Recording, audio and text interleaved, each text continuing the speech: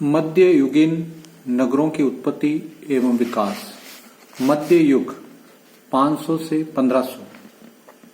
विश्व में मध्य युग का समय लगभग 1000 वर्ष का माना जाता है, जो रोमन साम्राज्य के पतन के बाद 5वीं शताब्दी से शुरू हुआ और कुस्तेनिया के पतन के समय लगभग 15वीं शताब्दी में इसका अंत हुआ।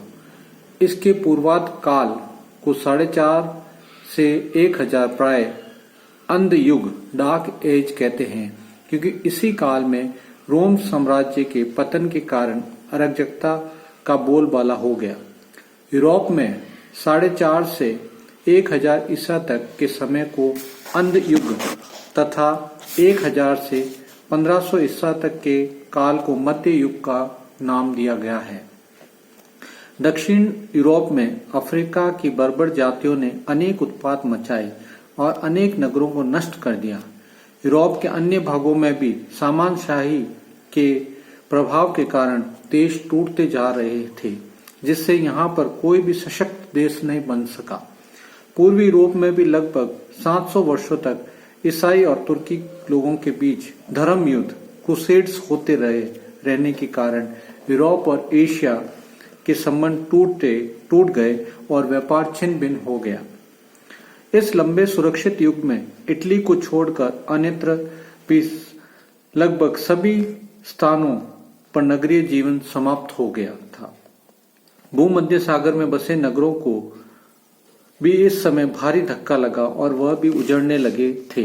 यूरोप व उसके समीपवर्ती भागों में जहां एक और अशांत वातावरण ने पहले से ही बसी हुई बस्तियों को उजाड़ने में मदद दी, वहीं दूसरी ओर लोगों ने सुरक्षित वातावरण वाले स्थानों को पहचान करके नई नई बस्तियों को बसाने में मदद की। इसका प्रभाव यूरोप के साथ साथ विश्व के अन्य भागों में देखने को मिला। भूमध्य सागर के तटीय भाग, अरब देश के भूभाग, उत्तरी एवं पूर्वी अफ्रीका में अंधे युग के दौरान नगरों का विकास हुआ। अनेक नए नगरों का जन्म हुआ। अफ्रीका में टिम्बकटू, कानो, मोम्सा, ट्यूनिस तथा कायरा नगरों का विकास हुआ। इसी समय अरब प्रायद्वीप में बगदाद नगर की उत्पत्ति हुई। यह नगर मुस्लिम शासकों की राजधानी के रूप में विकसित हुआ। इसकी जनसंख्या लगभग 5 लाख तक पहुंच गई। 800 ईस्वी तक मक्का नगर भी 1 लाख जनसंख्या वाला नगर बन गया। चीन में तांग वंश के शासन के समय चांगआन, वर्तमान वियतनाम के उत्तरी भाग में हो ची मिन्ह, नेपाल में काठमांडू की स्थापना इसी काल की देन है। पूर्वी यूरोप में यूनानी उपनिवेशों का नगरों के विकास पर प्रभाव पड़ा। यहाँ पर कीव, रोस्टोव, नोवाग्रेड नगरों की स्थापना हुई। मॉस्को नगर का विकास एक किला सिटीडेल के रूप में हुआ। पश्चिमी व मध्य यूरोप में Hamburg, Warsaw, Frankfurt, Buda and Pest नगरों का विकास हुआ। मध्य युग में यूरोप के नगरों ने अपने आकार में भारी वृद्धि की। इनकी जनसंख्या में तेजी से वृद्धि हुई थी। अनेक नए नगरों का जन्म हुआ। धार्मिक व सैन्य कार्यों का नगरों के विकास पर काफी प्रभाव पड़ा। किलों की स्थापना का नगरों पर सबसे अधिक प्रभाव देखने में आया। इन नगरों को बुर्ग तथा बोर्गो के नाम दिया गया। सुरक्षा संबंधी सुविधाओं के कारण व्यापारिक नगरों के विकास को बल मिला। इससे अनेक नए व्यापारिक नगर विकसित हुए। इन सब गतिविधियों के कारण यूरोप में जिन नगरों में सबसे अधिक विकास हुआ, उनमें Amsterdam, Rotterdam, Brussels, Antwerp, Cologne, Venice, Milan, Paris नगर महत्वपूर्ण थे। इस समय नेपल्स, जिनीवा, फ्रैंकफर्ट भी महत्वपूर्ण नगर बन गए थे। यूरोप में उपरोक्त नगरों के साथ साथ अन्य नगरों की उत्पत्ति पर जिन घटनाओं ने प्रभाव डाला, उसके आधार पर यूरोप के नगरों को 3 वर्गों में रखा जा सकता है। पहला, रोमन उत्पत्ति के नगर, रोमन ओरिजिन टाउन्स। वह नगर जो पूरे अंधे युग में भी अपना अस्तित्व बनाए रख सके। इसके साथ जो नगर साम्राज्य के पतन के साथ साथ उजड़ गए थे, लेकिन अपने मूल बसाव स्थानों पर फिर से इस समय बस गए। दूसरा, किलों के रूप में विकसित नगर, सिटीडेल टाउन्स।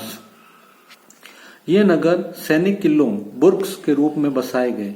बाद में यहाँ व्यापारिक कार्य विकसित हो गए। तीसरा, जैविक रूप में विकसित नगर, नेचुरल ग्रोथ टाउन्स। इन नगरों का जन्म गांवों से हुआ। कुछ नगर बिना किसी प्लान या प्लान के साथ नए नगरों के रूप में बस गए। इसके अलावा फ्रांस, इंग्लैंड और वेल्स में बेस्टिटाइड नगरों की स्थापना हुई जो नगरीय मापदंड के अनुरूप नहीं थे। शेष यूरोप में प्राय प्लांटेड नगरों की स्थापना की गई जो नगरीय मापदंड के अनुरूप थे। यूरोप व समीपवर्ती भागों में नगरों का विकास। मध्य युग के उत्तरार्ध काल में 9वीं व 10वीं शताब्दी के बाद जब यहाँ के लोग सभ्य होने लगे तो नगरों का विकास होना फिर से आरंभ हुआ। इन विकास के निम्नलिखित मुख्य कारण था। पहला, ईसाई धर्म के प्रचार का प्रभाव, पब्लिसिटी ऑफ क्रिश्चियनिटी रिलीजन।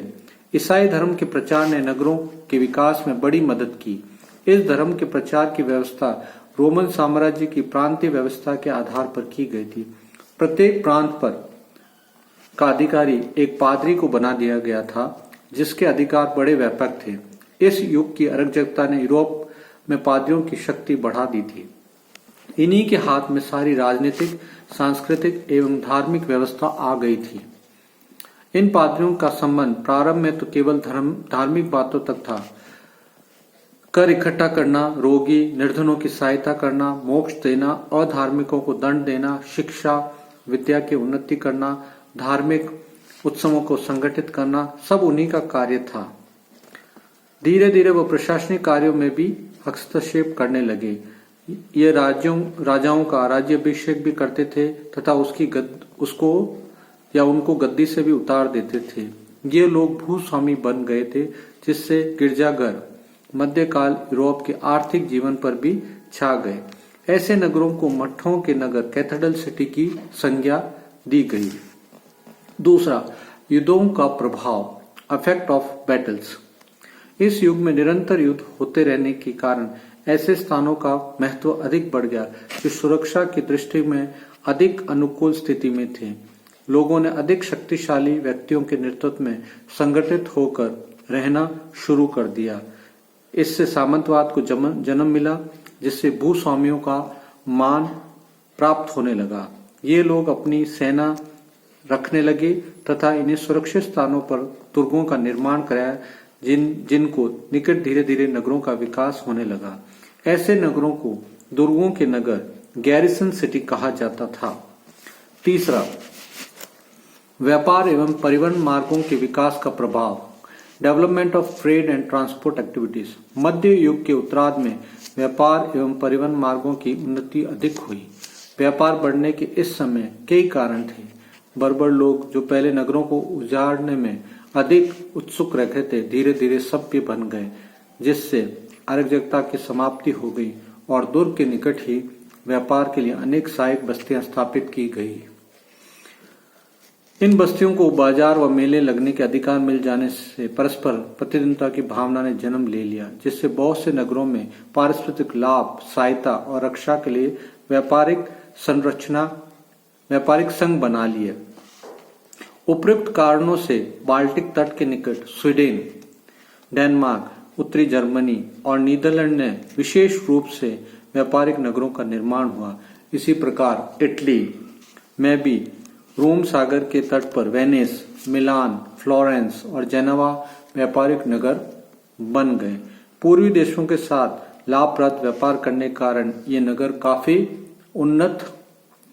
उन्नति कर गए। इन नगरों का वैभव बीमारी, दुर्ग और व्यापार में उतार चढ़ाव के कारण घटता बढ़ता रहा।